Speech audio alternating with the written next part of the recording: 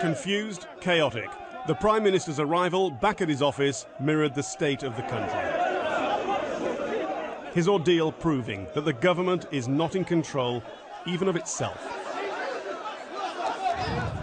Ali Zeidan was living in this hotel because other parts of the city are too dangerous. But there was no stopping over 100 armed men who showed up at dawn. Some forced their way up to the 21st floor and seized him. They were from a militia employed by one part of the government for security.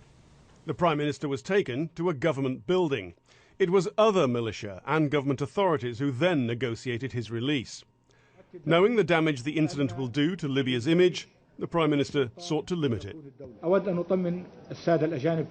like to assure the foreigners in Libya that this matter happened within the internal political quarrels and that foreigners were not targeted.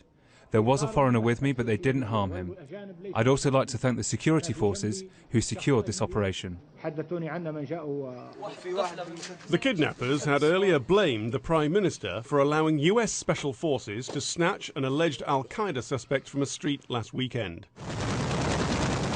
Many of the men from the various groups are drawn from the ranks of fighters who helped overthrow Colonel Gaddafi. Since then, central government has barely existed, with warlords controlling different parts of the country.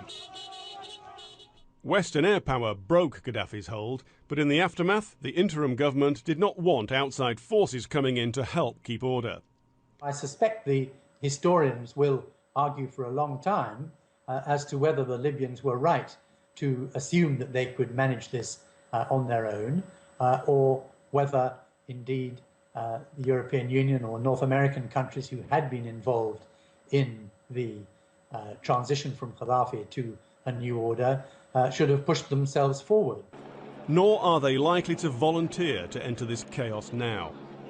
Prime Minister Cameron may have walked across Green Square recently to show how far Libya has come. Prime Minister Zeidan's experience shows how far it has to go.